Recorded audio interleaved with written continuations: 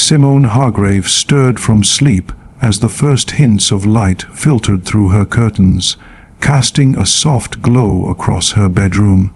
For nearly 2 decades, her mornings had begun the same way, rising to the quiet symphony of Lake Ashford, where the water's gentle lapping against her wooden bridge and dock provided a soothing backdrop to her day.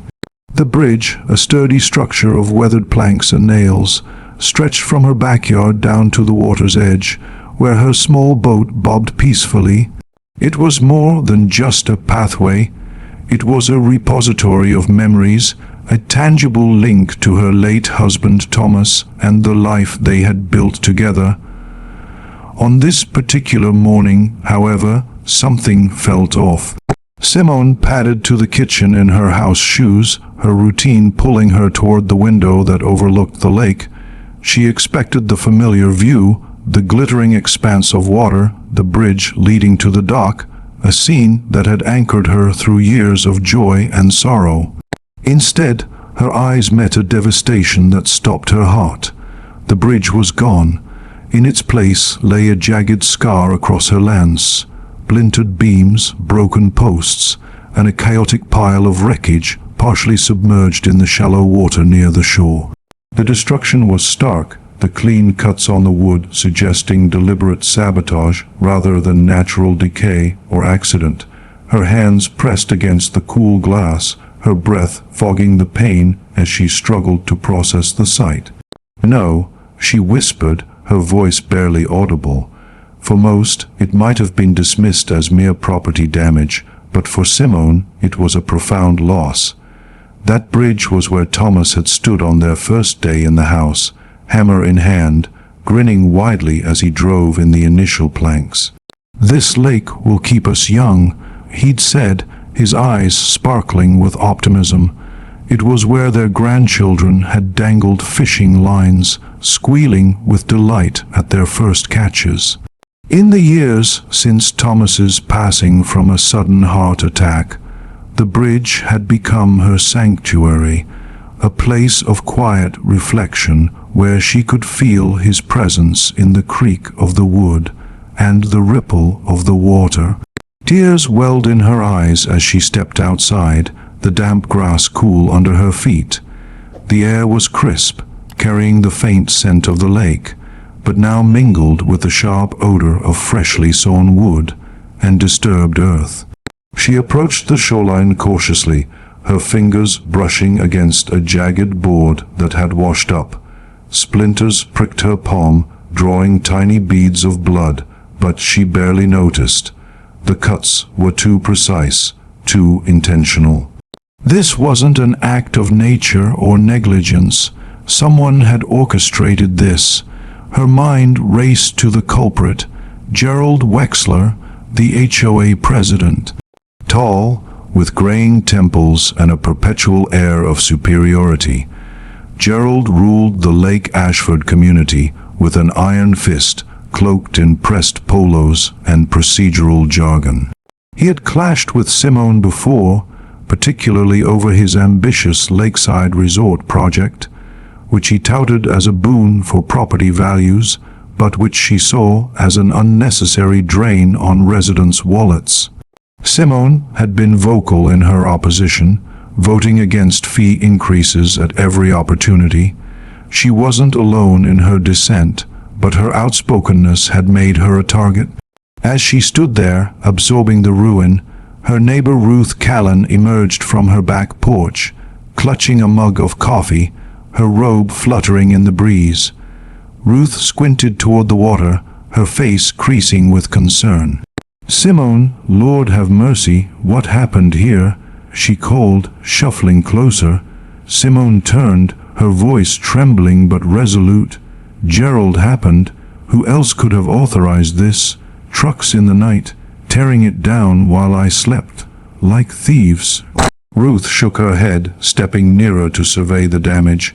"I heard noises last night, thought it was just some road work, didn't realize. This is awful, Simone. That bridge has been here forever." The words hung in the air, amplifying Simone's grief. By now, word was spreading through the neighborhood. A few curious residents trickled down to the shoreline, some offering sympathetic clucks of their tongues, others averting their eyes, unwilling to get involved. One man muttered, probably for safety, that thing was old, but Simone caught the rehearsed tone as if echoing Gerald's inevitable defense. At noon, Gerald himself arrived, parking his sleek black SUV at the curb and striding down with his characteristic confidence. His sunglasses gleamed in the sun, and he carried a clipboard like a scepter. "Good afternoon, Miss Hargrave," he said, his tone clipped as if addressing a subordinate. "I assume you've noticed the changes." "Changes?" Simone's fists clenched at her sides. "You mean the destruction of my property?" "Yes, I noticed." Gerald's mouth twisted into a semblance of a smile. The bridge was in violation of multiple HOA codes. Unapproved structure, liability risk. The board voted to remove it. She stepped forward, her voice sharpening. "That bridge was here before half these houses, before your resort dreams. My husband built it with his own hands. It's unpermitted. It's history, which makes it unpermitted." Gerald replied smoothly, "I understand your attachment, but rules are rules. This community needs order, especially with the resort attracting new buyers."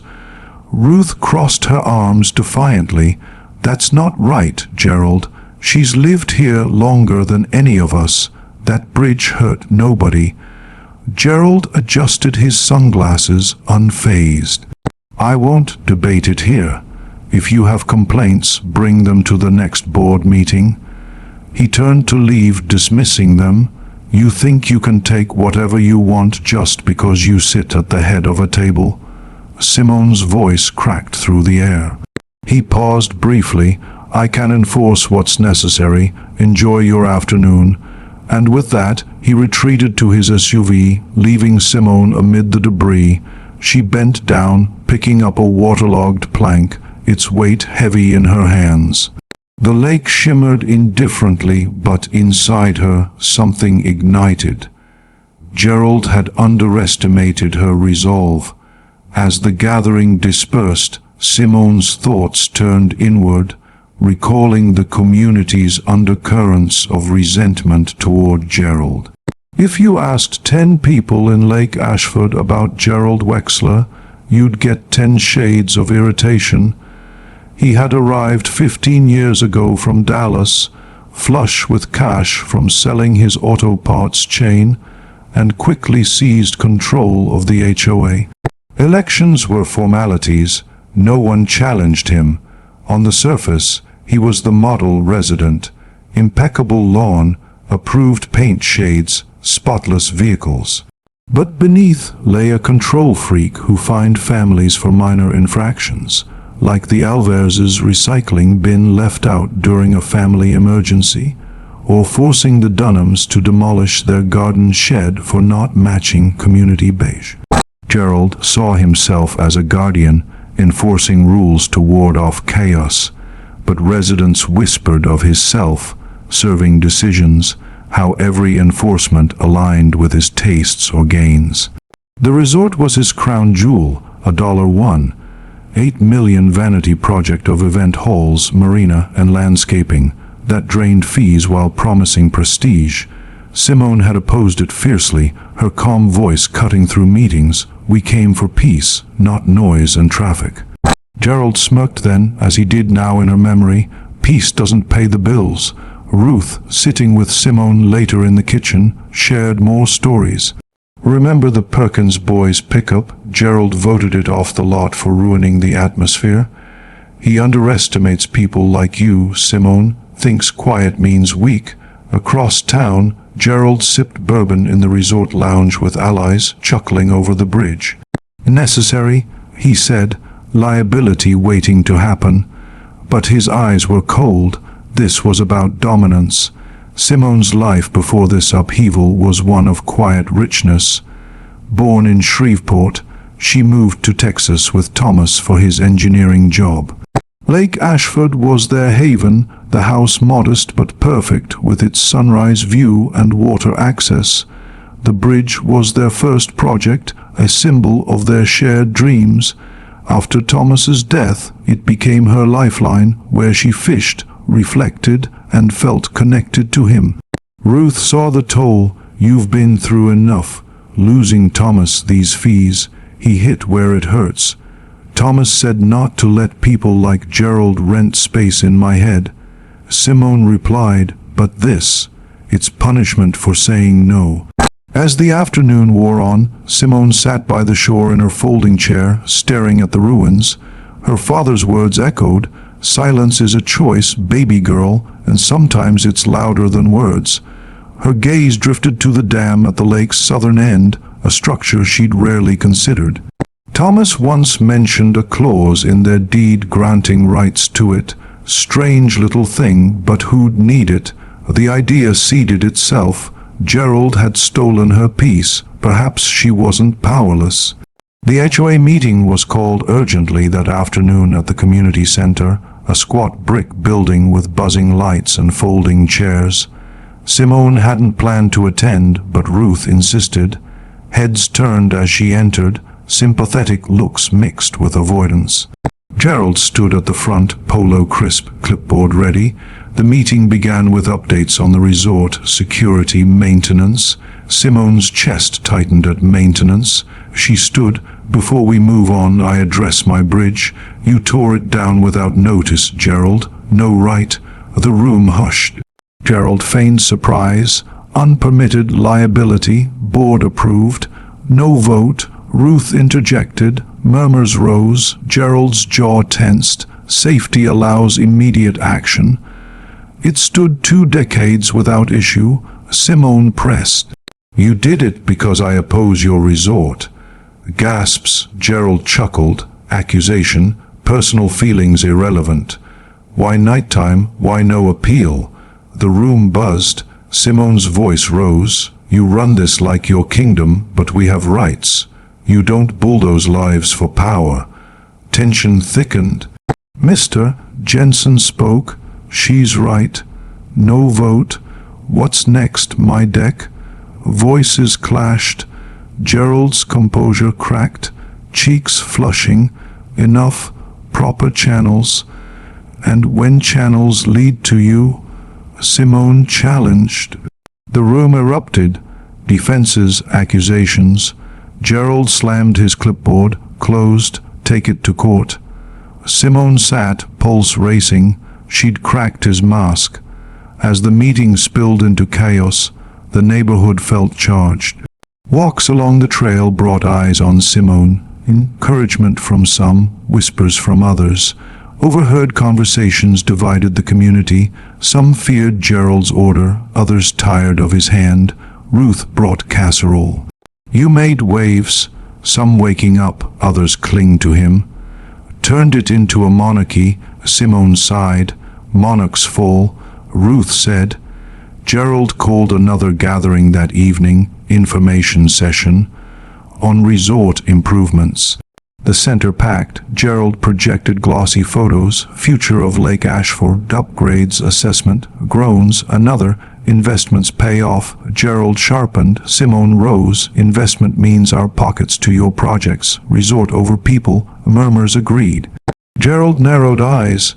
Perhaps not right community for you. Gasps. She's lived longer. Tore her bridge. No vote.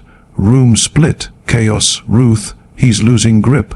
Gerald boomed. Not for grievances. Free to leave. Simone. Future about standing up. Rules serving us. Claps. Gerald adjourned, face tight. That night, Simone dug through files, finding the deed, shared access to dam. Ruth amazed. You control it. Partially, he doesn't know. Simone drove to the dam, key in hand. Gate opened. Wheel cold, idea solidified. She couldn't sleep, pacing with deed. Reflection showed resolve. Gerald underestimated. Decision made. She drove back, opened gate, turned wheel. Water rushed, lake rippled. Not dry, but message sent. Home, shoreline receding, what done was hers. By the time the sun climbed higher, the effects of Simone's actions were undeniable. The lake's surface, once a mirror of tranquility, now showed subtle disturbances, ripples that grew into visible drops in water level. From her window, Simone watched as the shoreline extended, exposing mud and roots that had been hidden for years. The dock posts stood awkwardly, like relics from a forgotten era, and the air carried a new, earthy scent mixed with the faint rot of exposed lake bed. Neighbors began to notice, gathering in small groups along the water's edge. Voices carried across the breeze, confusion, then alarm. What's happening to the water? One called, must be a leak or something. But Simone knew better. She had opened the sluice just enough to drain steadily, a controlled release that would lower the level without catastrophe, but enough to disrupt the community's prized asset. Barry Klein, the local realtor, was among the first to panic. He stormed to the resort docks, phone in hand, pacing through the emerging mud. "This can't be," he muttered, his voice rising as he dialed contacts. "Clients are coming for viewings. Lake front properties. What do I tell them now? At the resort, chaos brewed." The general manager, Paul Everett, rallied staff. "Weddings this weekend. Lakeside photos. We can't have this swamp." Guests in the lobby demanded refunds. One woman in a floral dress snapping, "Not what promised. Not lake front, a mud pit." Homeowners clustered, conversations heated. Some whispered Gerald's overreach pushed Simone, others blamed her revenge. By mid-morning, Gerald arrived, face taut, barking into his phone. "Sabotage, we'll find who's responsible." He faced the crowd, calmed down, investigating, consequences coming. Eyes turned to Simone. Gerald's gaze locked, twitching. "Ruth, price of tearing what wasn't yours." Crowd buzzed, provoked it. Arrogance. Reporter arrived, noting bridge battle drains lake. Resort's waterfront a wasteland. Boats stranded, docks sagging. Simone walked home, shoes in mud, hands shaking. Weight heavy but power reclaimed. Gerald paced in conference hall with board. Sabotage, sue her, but her deed. Don't care, legally.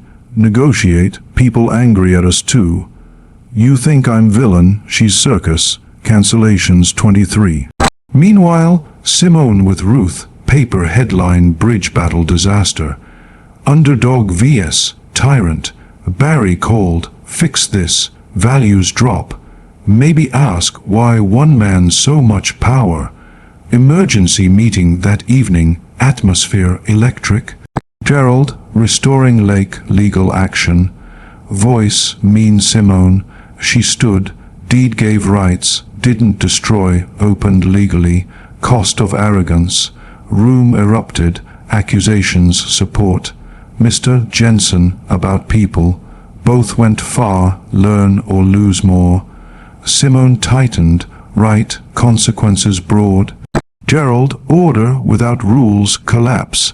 Simone, rules without fairness, Jane's, a silence heavy, grip slipped. As the day wore on, the lake's lowered state became a mirror for the community's fractures. Water levels stabilized at a noticeable drop, exposing more of the bed. Cracked mud, stranded fish, wildlife disrupted.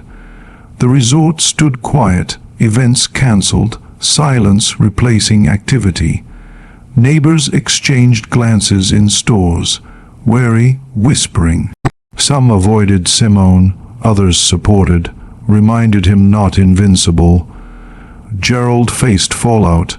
Agents halted open houses, papers questioned HOA, county inspectors reviewed. Next meeting, turnout massive. Gerald wavered, petitions for change, acted best interest, but if differently.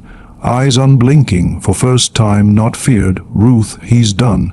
Gerald resigned, relief washed crowd. No cheers, exhale. Simone walked home, heart heavy/steady. Didn't seek hero, Actions waited. Losses, scars, but silence price. Gerald counted on it. Evening, shoreline chair, water shimmering low. Whispered to Thomas, didn't want fight, but understand. Ruth with tea, changed place. Remember, can't bully forever. Quiet voice heard. Lake lapped mud. Life on, rebuild, scars fade. Lesson, power without respect collapses. Arrogance meets match. Simone rose, lighter protected dignity. Reminded neighbors, courage tilts balance. If you liked this story, please like, subscribe, and share it with others so they can learn something from it too.